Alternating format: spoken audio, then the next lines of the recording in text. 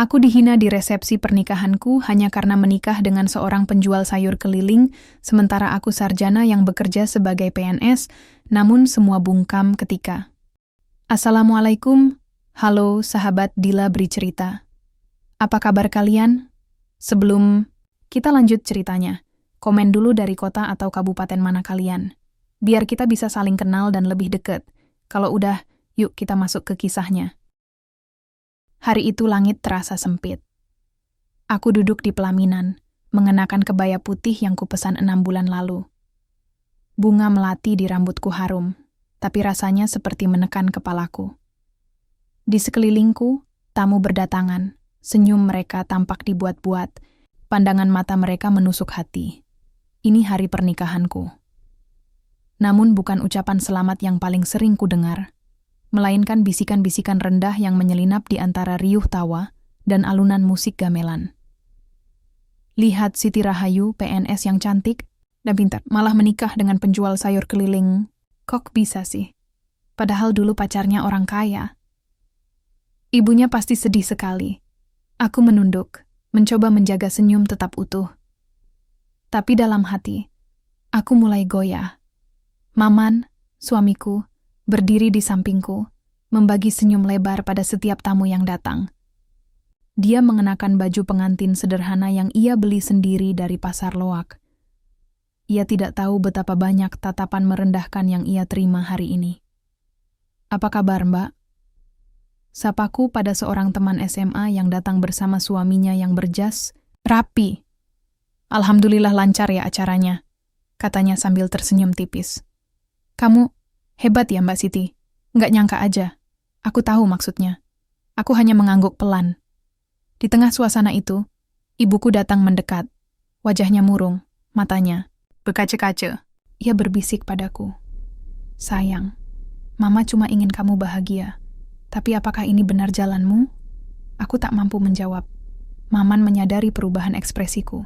Ia menghampiri kami, membungkuk hormat kepada ibuku. Bu, terima kasih sudah hadir.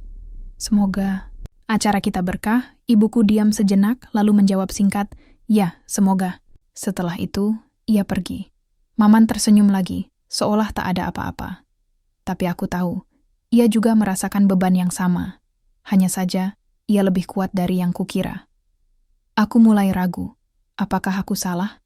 Apakah aku akan menyesal seperti yang mereka katakan? Sejak kuliah, aku selalu dipuji karena prestasiku. Diterima sebagai PNS langsung setelah lulus. Tampan mantan pacarku, Rian, seorang pegawai asing bergaji besar.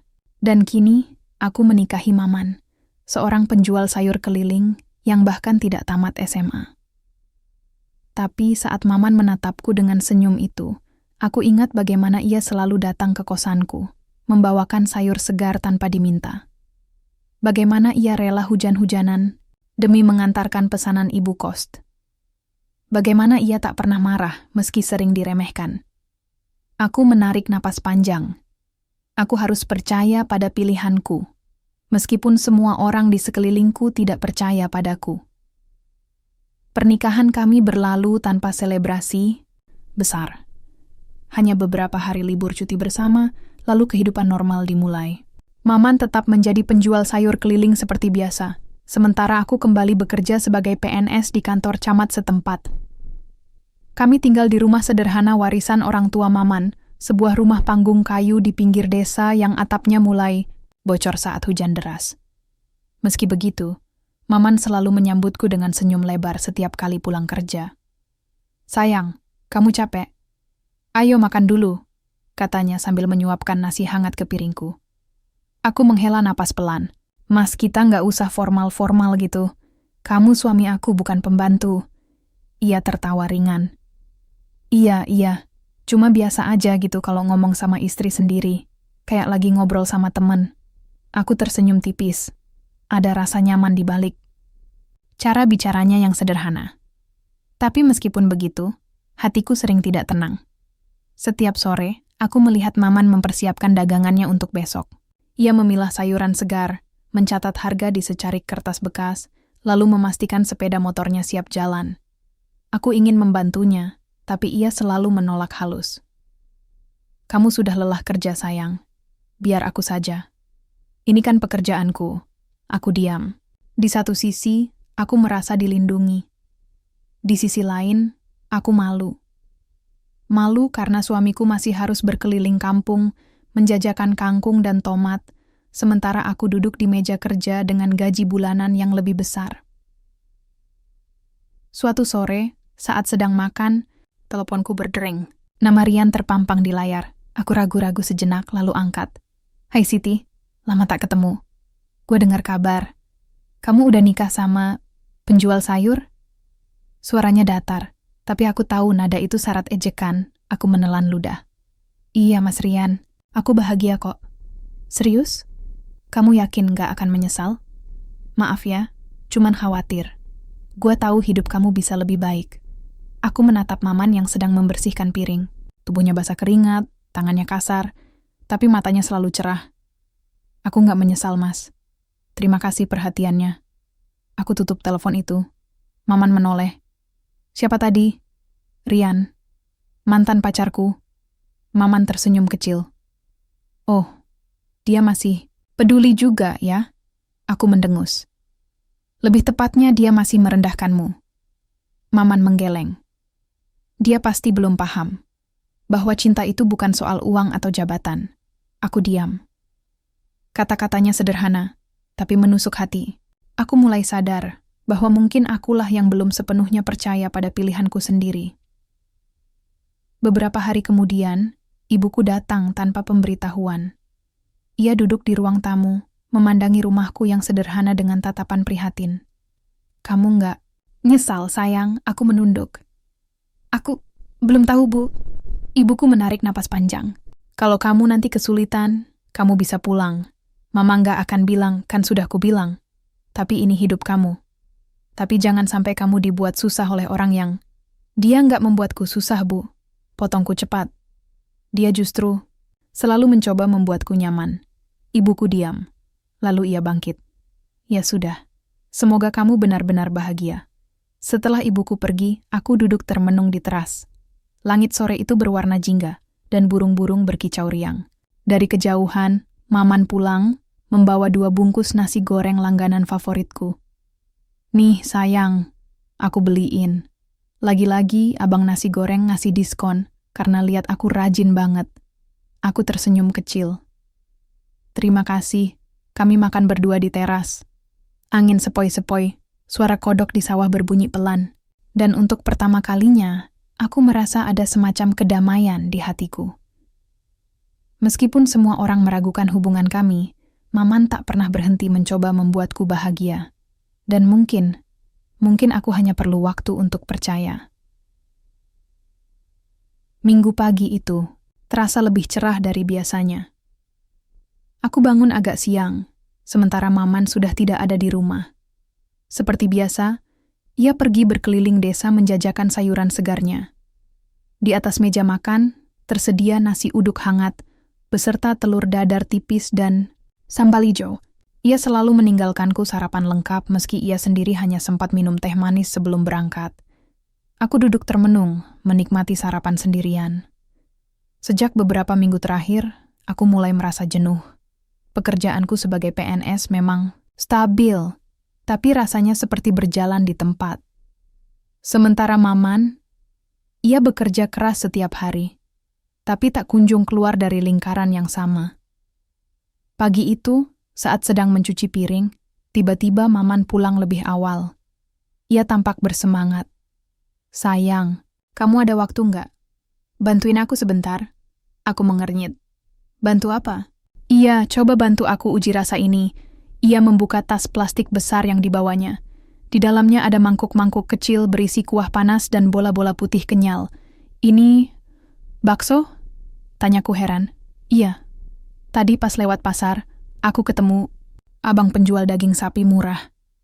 Aku beli sedikit, lalu coba bikin bakso kayak yang sering kita makan di warung Pak Juna. Aku terkejut. Kamu bisa bikin bakso? Maman tertawa. Lumayan lah. Coba, dicicip dulu. Aku mengambil 1 mangkuk, mencelupkan sendok kecil, dan mencicipinya. Kuahnya gurih, sedikit manis, dan aroma rempahnya cukup kuat. Baksonya kenyal, tidak alot. Rasanya bahkan hampir menyamai bakso langganan kami. Enak, Mas, kataku jujur. Seriusan kamu buat sendiri? Iya, cuma trial and error aja. Aku lihat resep di YouTube semalam. Emang belum sempurna, tapi lumayan lah untuk percobaan pertama. Aku terdiam sejenak. Ada sesuatu dalam diriku yang mulai bergolak. Selama ini aku melihat Maman hanya sebagai penjual sayur. Tapi ternyata ia punya jiwa eksperimen, punya rasa ingin tahu tinggi. Dan entah mengapa, aku mulai melihat potensi yang lebih besar daripada sekadar dagang sayur. Beberapa hari kemudian, Maman memintaku membantunya lagi. Kali ini ia ingin membuat versi lain, bakso urat, bakso goreng, dan kuah yang lebih kaya rasa. Kami habiskan sore itu di dapur kecil kami, mencoba resep baru, mencatat bahan dan biaya. Aku mikir, kalau enak, mungkin bisa kita jual. Minimal, di depan rumah, biar orang lewat bisa nyobain. Aku melihat ekspresi wajahnya. Ia benar-benar serius.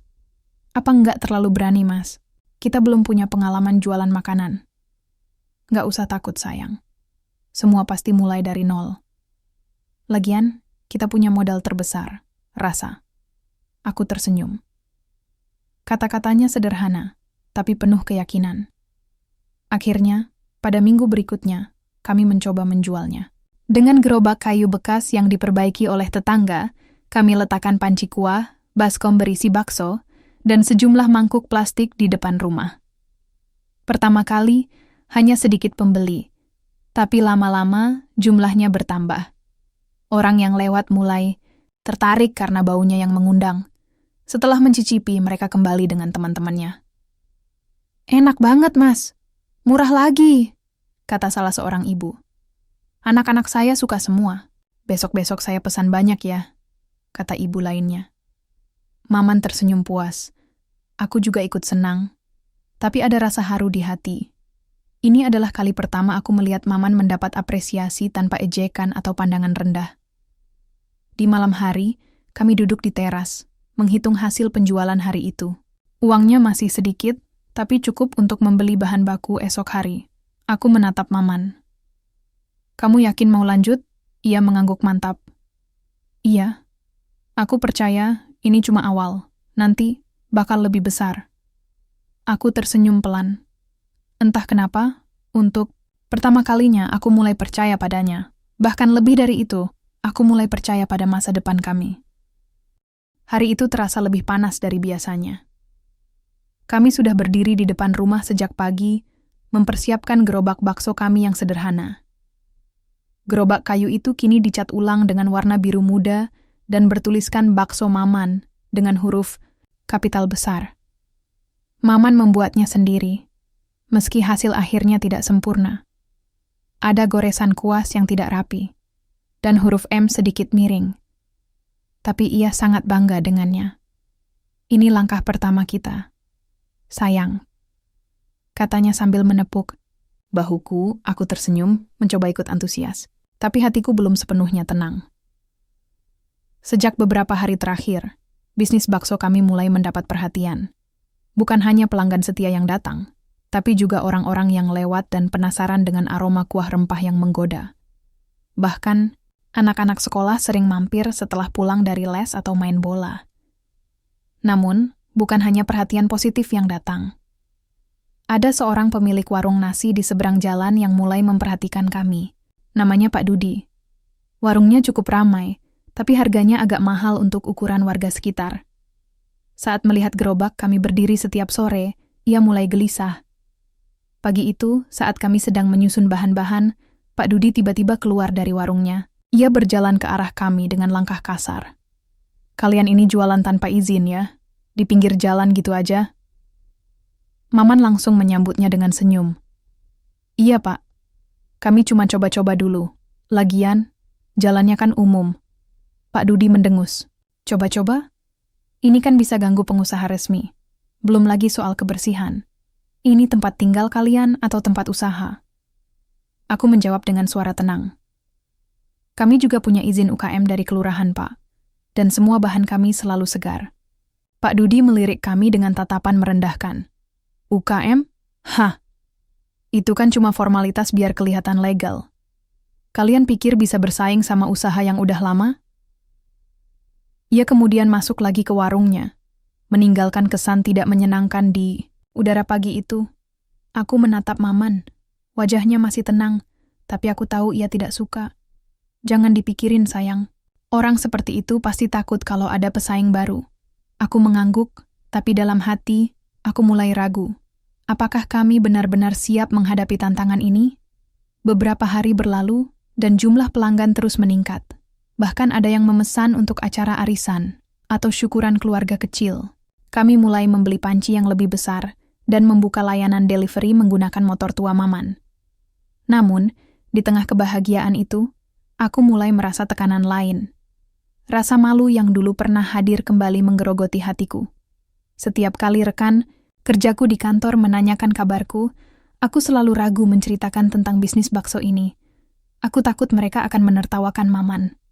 Apa nggak capek kamu tiap sore harus bantu suami jualan? Tanya salah satu temanku di kantin. Aku tersenyum kaku. Nggak apa-apa. Itu bagian dari hidupku sekarang. Tapi malam itu, ketika aku pulang dan melihat Maman sedang membersihkan panci bekas jualan, aku merasa semakin tidak nyaman. Mas, panggilku pelan. Iya, sayang.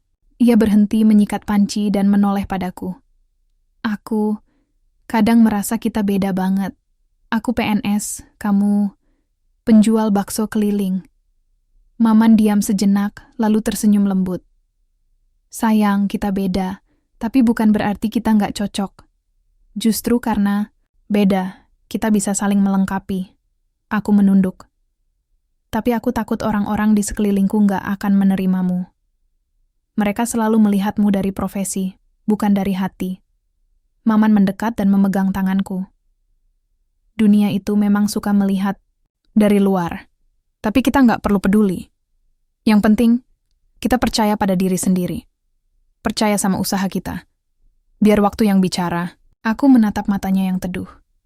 Aku ingin percaya. Aku ingin yakin bahwa semua ini akan baik-baik saja. Dan mungkin, hanya mungkin, Maman benar. Bahwa kita tidak perlu terlihat hebat di mata orang lain, selama kita tahu kita sedang berjuang dengan hati yang tulus. Langit pagi itu biru cerah. Burung-burung berkicau riang di atas genteng rumah kami. Aku duduk di teras sambil menyeruput teh hangat, melihat Maman sedang memeriksa stok bahan bakso untuk hari ini. Panci besar sudah siap digerobak, mangkuk plastik tersusun rapi, dan daftar pesanan delivery mulai bertambah. Ini adalah bulan ketiga kami menjual bakso, dan keajaiban mulai terjadi. Pelanggan semakin banyak. Bahkan ada yang datang dari luar desa, hanya karena mendengar rekomendasi teman, atau melihat foto-foto kami di media sosial warga sekitar. Kami bahkan mulai memiliki pelanggan tetap, ibu-ibu arisan, guru-guru sekolah, hingga anggota BUMDes. Sayang, motor kita harus servis nih, kata Maman sambil mengetuk-ngetuk roda depan motor tua kami.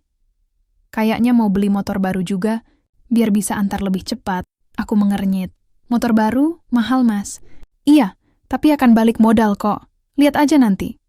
Aku diam sejenak. Aku masih belum terbiasa mendengar Maman berbicara seperti seorang pengusaha.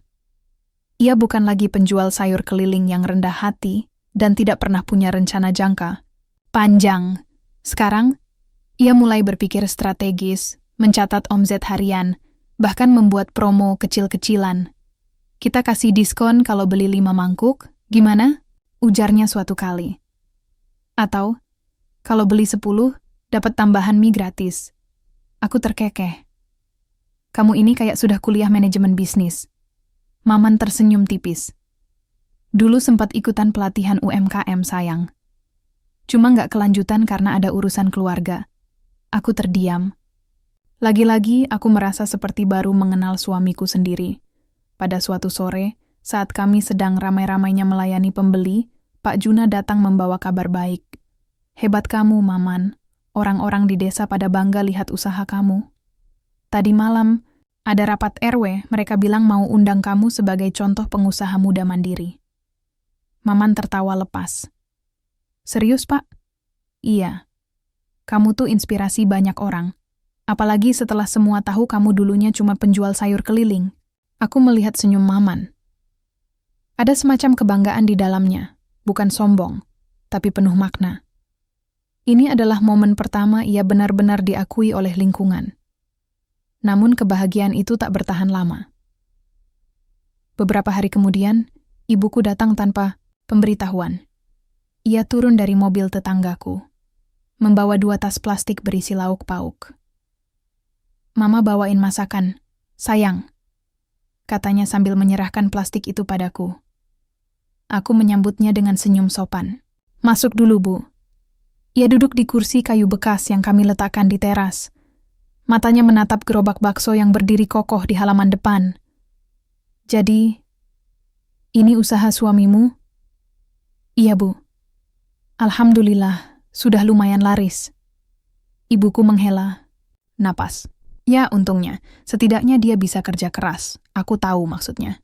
Ibuku tidak pernah benar-benar menerima Maman. Meskipun kini ia bicara lebih halus, nada sinis itu masih ada. "Aku senang kamu nggak susah-susah banget," lanjutnya. "Tapi kamu yakin hidupmu akan begini terus?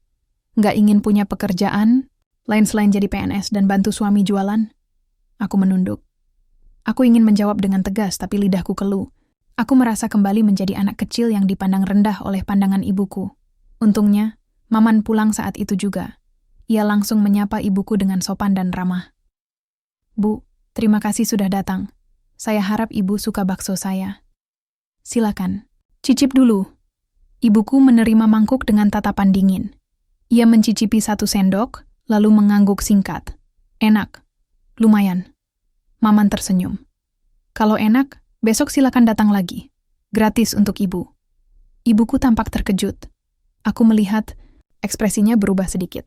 Untuk pertama kalinya, aku merasa Maman berhasil memberikan kesan yang berbeda padanya.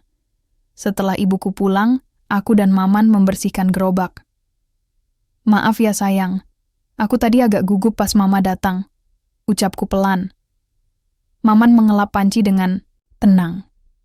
"Gak apa-apa, keluargamu pasti butuh waktu untuk menerima aku. Yang penting, kamu percaya sama aku." Aku mengangguk. "Aku percaya, Mas. Aku bahkan mulai bangga sama kamu." Maman tersenyum lembut. "Terima kasih, sayang. Itu saja sudah cukup untukku." Aku menatap langit malam yang mulai gelap. Bintang-bintang mulai bermunculan, redup tapi tetap bersinar. Seperti kami. Kecil, sederhana, tapi punya nyala yang tak mudah padam. Dan untuk pertama kalinya, aku yakin, kami tidak hanya bisa bertahan. Kami bisa lebih dari itu. Malam itu hujan deras. Angin bertiup cukup kencang, hingga membuat genteng rumah kami berderak-derak. Aku duduk di ruang tamu sambil membaca laporan keuangan harian usaha bakso kami. Maman sedang tidur di kamar setelah lelah seharian mengantar pesanan. Kami baru saja membeli motor baru 2 hari lalu. Sebuah langkah besar untuk ukuran kami. Biaya servis dan bensin lebih terjangkau, dan pengiriman jadi lebih cepat. Omset juga mulai naik stabil. Tapi meskipun begitu, ada rasa tidak tenang di hatiku. Aku melihat sekeliling. Rumah kami memang masih sederhana, tapi kini sudah sedikit lebih tertata. Ada meja belajar kecil di sudut ruangan tempat aku mencatat semua pemasukan dan pengeluaran. Di atas rak kayu tua, tersimpan beberapa foto pernikahan, kami, dan 1 figura kecil berisi surat izin usaha mikro dari kelurahan. Lalu mataku tertuju pada sebuah amplop coklat yang terselip di balik tumpukan buku catatan. Aku mengambilnya tanpa sadar, membuka klip plastiknya, dan menemukan beberapa dokumen lama di dalamnya. Surat kelulusan SMA, surat penerimaan universitas, transkrip nilai. Namaku bukan nama pemilik dokumen itu. Nama yang tercantum adalah Muhammad Maman Suryadi. Aku terkejut. "Ini dokumen milik Maman," aku terus membaca. Ia diterima di salah satu universitas swasta ternama di Bandung, jurusan manajemen bisnis. Nilainya cukup tinggi. Bahkan ada keterangan bahwa ia sempat mendapat beasiswa parsial selama 1 semester. Aku menelan ludah. Jantungku berdebar cepat. Kenapa Maman tidak pernah menceritakan ini padaku? Aku bangkit pelan dan berjalan ke kamar. Maman masih tertidur lelap. Wajahnya tenang, seperti biasa. Tapi kini, aku melihatnya dengan pandangan yang berbeda. Aku duduk di tepi ranjang, menatap wajah suamiku yang sederhana namun penuh makna. Besok paginya, aku menunggu hingga Maman bangun dan sarapan. Setelah itu, aku memberanikan diri bertanya. Mas, kamu dulunya kuliah? Maman langsung berhenti mengunyah. Matanya membulat sejenak, lalu ia menarik napas panjang. Iya, cuman sebentar. Apa yang terjadi? Ia diam cukup lama sebelum menjawab. Aku masuk universitas itu tahun 2010. Awalnya lancar-lancar aja. Tapi semester kedua, ibuku sakit keras. Kanker. Ayahku nggak punya uang banyak. Aku harus pulang, bantu biaya pengobatan, dan akhirnya drop out. Aku termenung. Hatiku terasa sesak. Kenapa kamu nggak pernah cerita? Maman tersenyum kecil. Aku nggak merasa itu penting. Lagian, hidup nggak cuma soal ijazah atau gelar. Yang penting, kita bisa hidup bermartabat dan membahagiakan orang lain. Aku menunduk. Aku merasa bodoh. Selama ini, aku sering ragu padanya karena profesinya sebagai penjual sayur. Padahal, ia punya masa lalu yang bahkan tidak pernah ia sombongkan. Jadi, kamu bisa bisnis karena kamu memang belajar tentang itu? Tanyaku lagi. Iya. Meski hanya sebentar, ilmu manajemen itu nggak hilang. Aku juga sering baca-baca sendiri, lihat video pelatihan, ikutan seminar online gratis. Aku percaya, kalau kita mau belajar, kita bisa jadi apa saja. Aku menghela napas panjang. Aku merasa seperti baru benar-benar mengenal suamiku. Beberapa hari kemudian, saat kami sedang menyiapkan gerobak, Pak Juna datang membawa kabar. Hebat kalian. Anak-anak muda di desa pada nanya, gimana caranya mulai usaha kayak kalian? Bisa jadi, nanti kalian bisa bikin pelatihan UMKM di desa. Aku melihat Maman.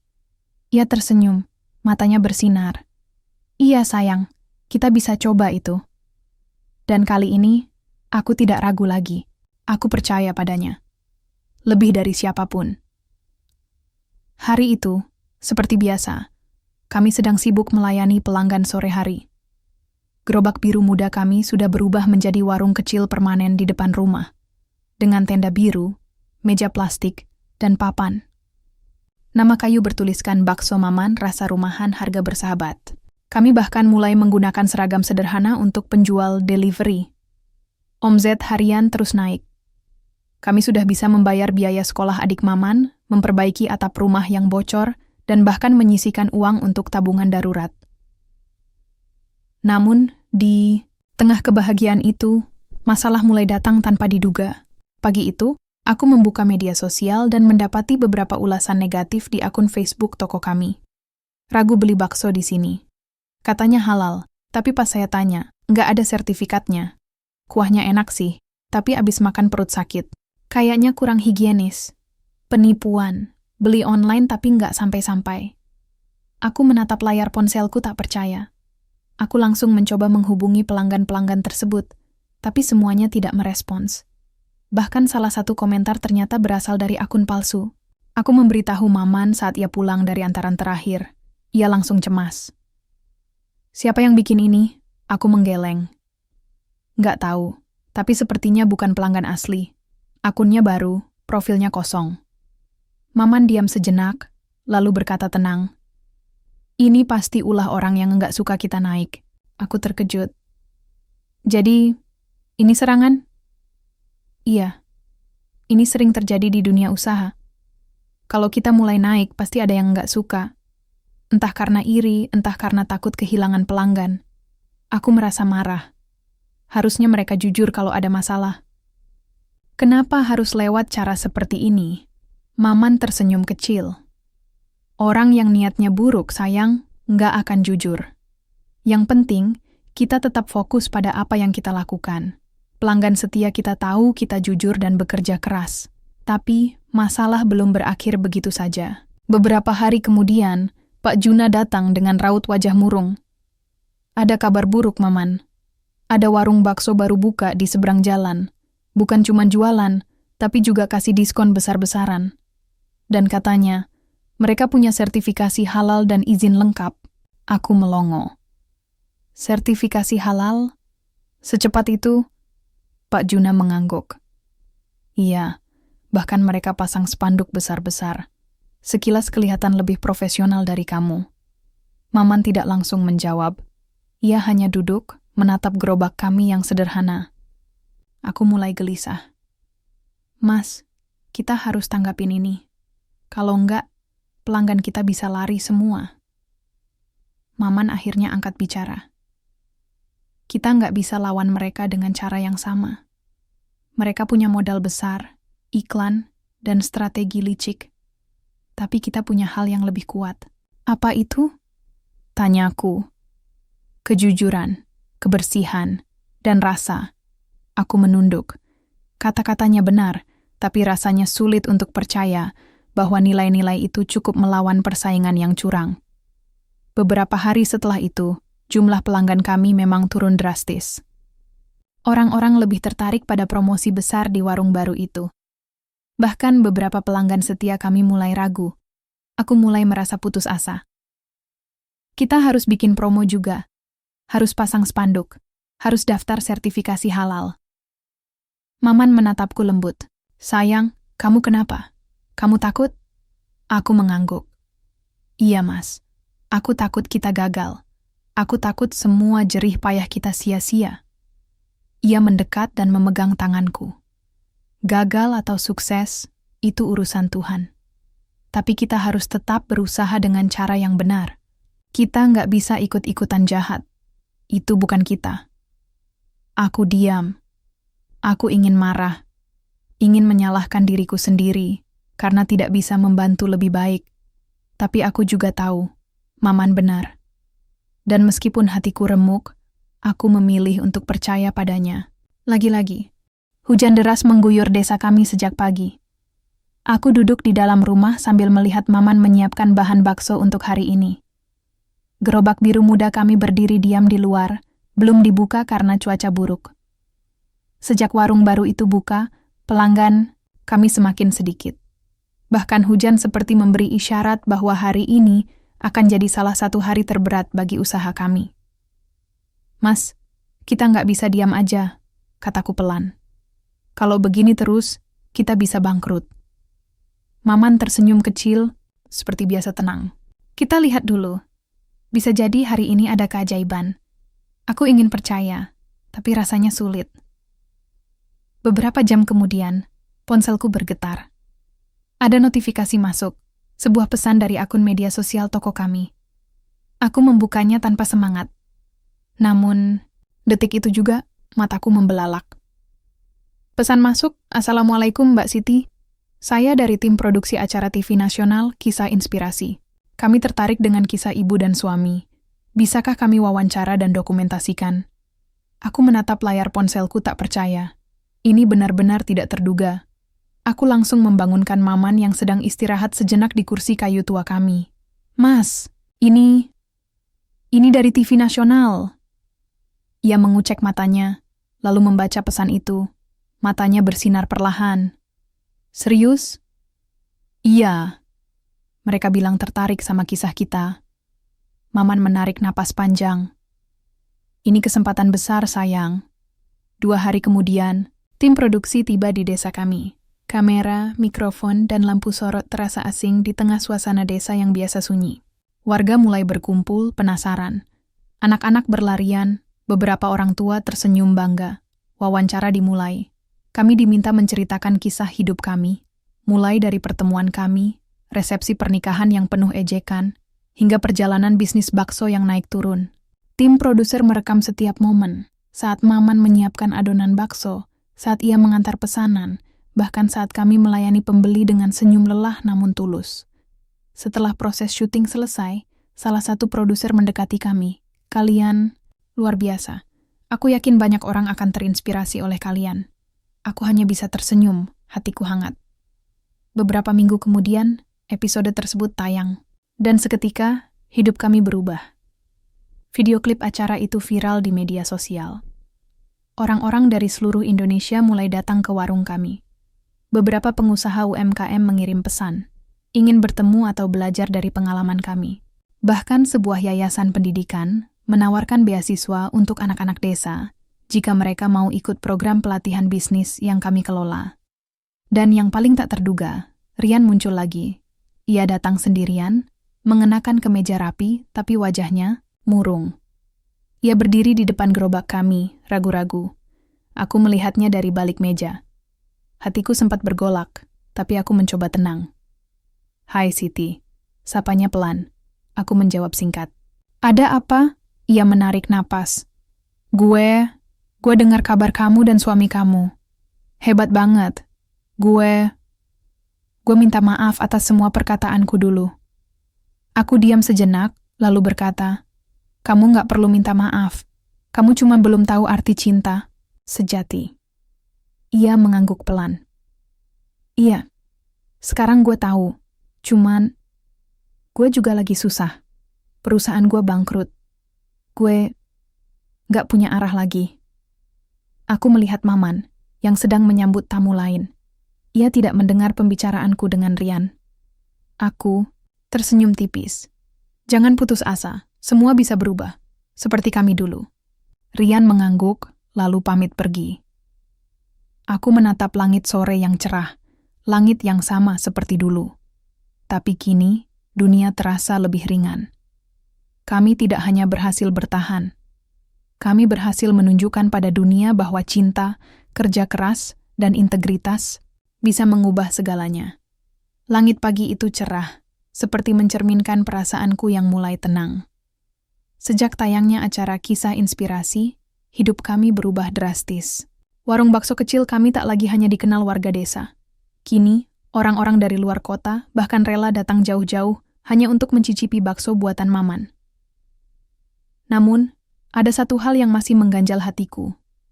Ibuku belum pernah datang melihat langsung keberhasilan kami. Beberapa hari setelah tayangnya acara tersebut, aku menerima pesan singkat darinya. "Sayang, Mama ingin bertemu kamu dan Maman. Boleh Mama datang?" Aku membaca pesan itu beberapa kali. Ini pertama kalinya ibuku memulai komunikasi tanpa rasa sinis atau penolakan. Aku menunjukkan pesan itu pada Maman. Ia tersenyum. "Ya sayang, biar Mama lihat sendiri." Hari itu ibuku datang dengan mobil pribadi. Ia turun pelan, memakai kebaya sederhana dan kerudung putih. Wajahnya tampak lebih tua dari yang terakhir kali kulihat. Ia memandang warung kami dengan tatapan, campur antara heran dan mungkin juga bangga. "Mama," sapaku lembut, ibuku memelukku erat. Untuk pertama kalinya, ia tidak menyembunyikan air matanya. Lalu ia menoleh ke Maman, yang berdiri dengan senyum ramah seperti biasa. "Mas Maman," ucapnya pelan. "Iya, Bu. Selamat datang," jawab Maman sopan. Mereka saling pandang sejenak. Aku bisa merasakan beban masa lalu yang perlahan mulai terangkat. Ibuku akhirnya berkata, "Mama minta maaf, Nak. Selama ini Mama salah menilai kamu. Mama pikir kamu hanya akan membuat anak Mama susah. Tapi ternyata, kamu malah yang membuatnya kuat." Maman tersenyum tipis. "Nggak apa-apa, Bu. Saya juga ngerti posisi Mama. Saya cuma berusaha menjadi suami yang baik buat Siti." Ibuku menatapku, lalu kembali pada Maman. "Terima kasih. Kamu benar-benar luar biasa." Aku menahan tangisku. Rasanya seperti semua tekanan yang selama ini aku rasakan, perlahan-lahan mulai menguap. Setelah itu, ibuku memesan bakso dan duduk di meja depan. Ia memakannya dengan lahap, lalu berkata, "Enak sekali. Sepertinya sama enaknya dengan masakan Mama dulu." Maman tertawa ringan.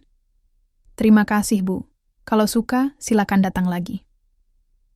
Sejak hari itu, hubungan kami dengan keluarga besar mulai pulih. Beberapa saudara sepupu bahkan datang untuk belajar bisnis kecil-kecilan dari kami.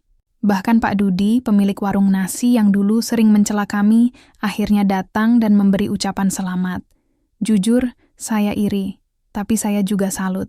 "Kamu hebat, Mas Maman."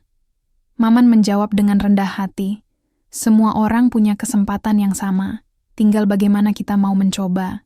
Selain rekonsiliasi keluarga, kami juga mulai membangun yayasan kecil bernama Yayasan Pemberdayaan UMKM Mandiri.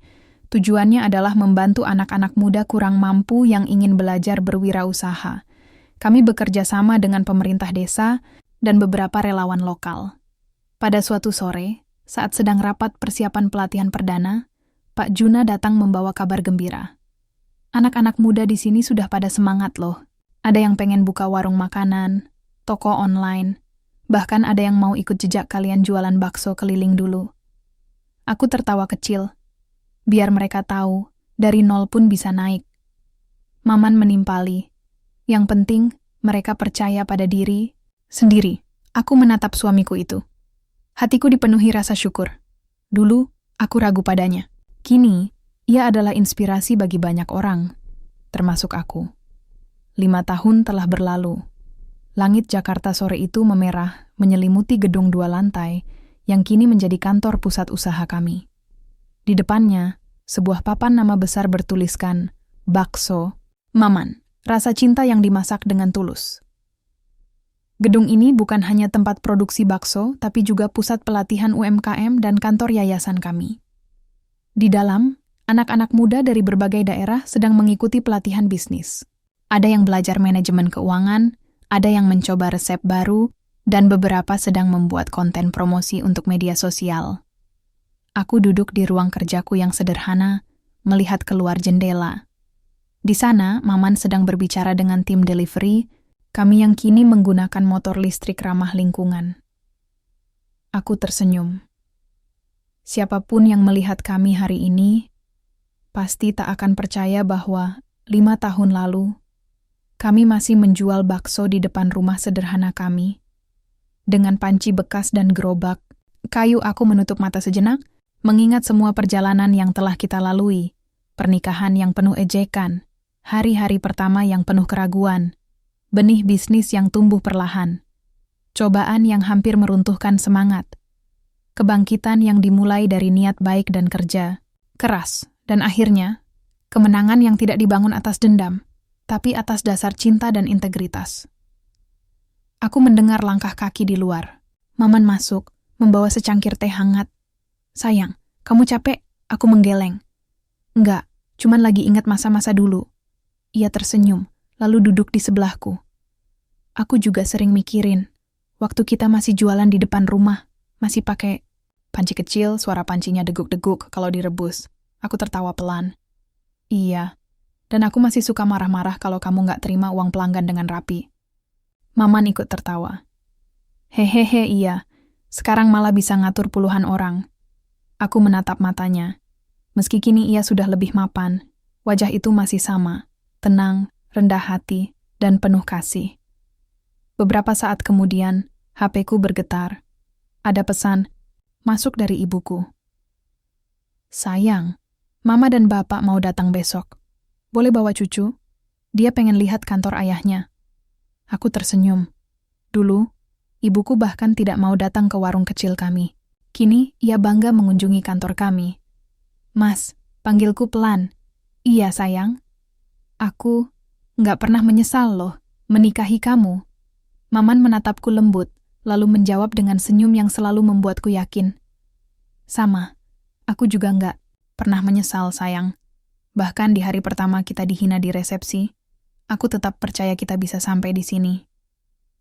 Aku menarik napas panjang, lalu berkata, kita udah berhasil ya, Mas. Ia mengangguk. Iya, tapi ini bukan akhir. Ini cuma titik awal untuk hal yang lebih besar. Aku menatap langit yang mulai gelap. Langit yang sama seperti dulu.